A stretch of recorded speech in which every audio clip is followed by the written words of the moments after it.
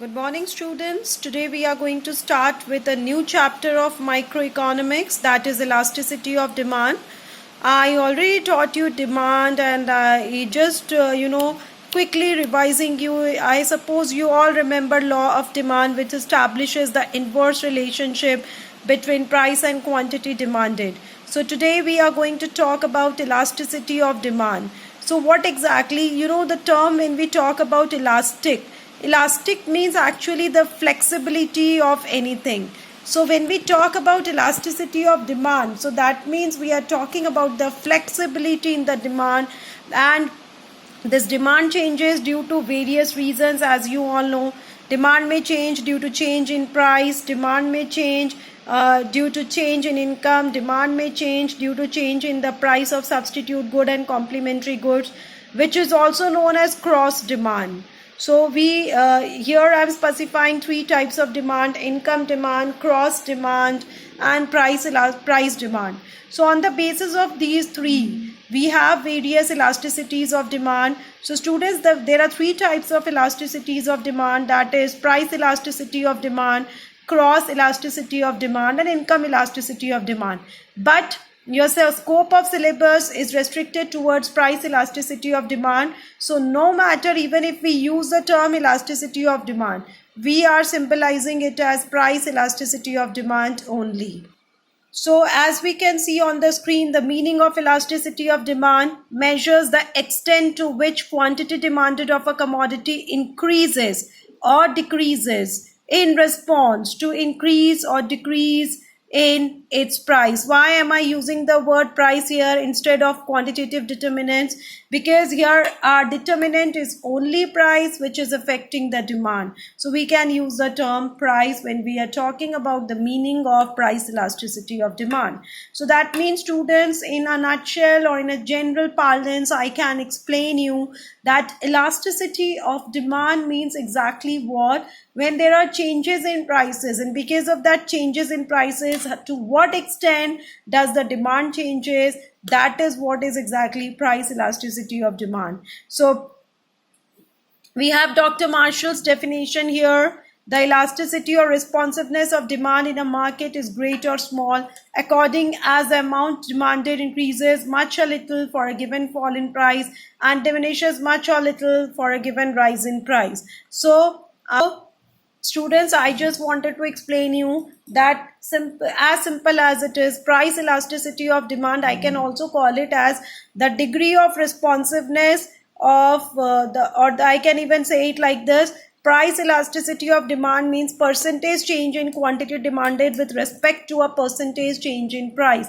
That means how much is the demand changing due to change in its price. For example, if I say, if there is 5% change in the price, change can be either increase or decrease. So if there is 5% rise in the price of any commodity, so when 5% price of any commodity rises, so how much the demand will get affected because of 5% rise in the price. So exactly this is what is elasticity of demand is. Now again, an example, suppose I go to market to purchase tomatoes, and when I purchase tomatoes, the tomatoes are priced at rupees 20 per kg. But the very next day when I go to the market to purchase tomatoes, the tomatoes are priced at rupees 30 per kg. So that means there is 50% hike in the prices of tomatoes. So as a result, how much my demand will get affected. So that is what is actually price elasticity of demand. So students, here on the screen you can see 1, 2, 3, 4, 5 points. And what are these 5 points? These 5 points tells you the degree of elasticity of demand. So what are these? Elastic demand, inelastic demand, unitary elastic demand, perfectly elastic demand, and perfectly inelastic demand. These all are known as degrees of elasticity of demand. So there are 5 degrees of elasticity of demand. So here we have different degrees of elasticity of demand here. With the help of diagram, it is being presented on the screen. Now these degrees of elasticity of demand actually tells you that when the demand for which commodity changes at a higher rate, at a lesser rate, at an equal rate, and etc. So the first degree of elasticity of demand is elastic demand, or also you call it as highly elastic demand. It's one and the same thing. So in this case, you look at children, and chapter number 3, I already taught you that the demand curve is a downward sloping curve. So you can see a demand curve, a downward sloping curve, and we take on the x-axis quantity demanded and on the y-axis price. So the same we have done here. In case of highly elastic demand, the proportionate change in quantity demanded is more than the given change in price. So we call it as like this, students. I can take an example here. Suppose the changes in price, suppose the changes in demand is by 10%. So the change in price is only 5%. So the change in demand is more than the change in price. So this is known as highly elastic demand. In this case, the demand curve will be a flatter curve. This is now, this is flat, and this is, when we get it inwards like this, so this is steep. Like you can see, this is a steeper shape and this is a flatter shape.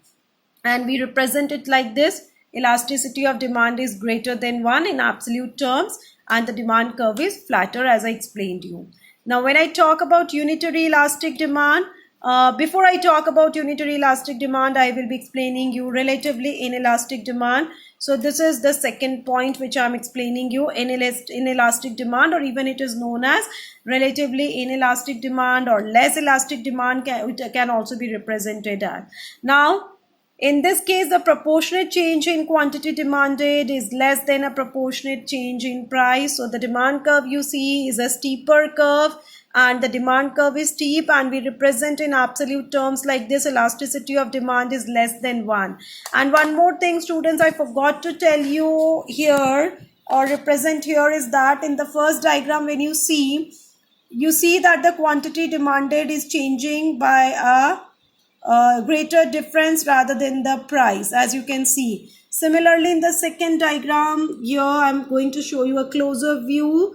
You see that the price was earlier OP1 and the quantity was OQ1. When the price has fallen from OP1 to OP2, the quantity demanded has risen from OQ1 to OQ2. That means you can see the changes in price are more than the changes in demand. So when the change in price is more than change in demand, it is known as inelastic demand. Now I talk about the third category. As you can see here, unitary elastic demand. So the third category of degree of elasticity of demand is unitary elastic demand, wherein we call that the proportionate change in price is always equal to the proportionate change in quantity demanded. And in absolute term, we express it as elasticity of demand is equal to 1. And in this case, the shape of the demand curve is a rectangular hyperbola, taking quantity demanded on the x-axis and price on the y-axis always. So students, as we can see that this is a downward sloping curve, but it is a rectangular hyperbola. And this shape, rectangular hyperbola or rectangular hyperbola, what does it indicate? What does it implies? Rectangular hyperbola represents that whatever number of rectangles you make under this diagram, the area of all the rectangles will be equal to each other. So this is what the implication of rectangular hyperbola is.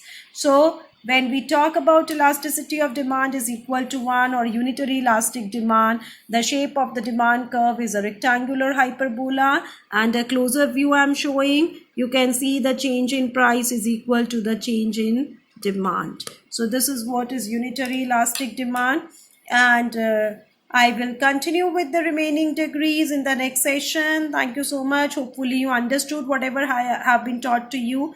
Thank you so much.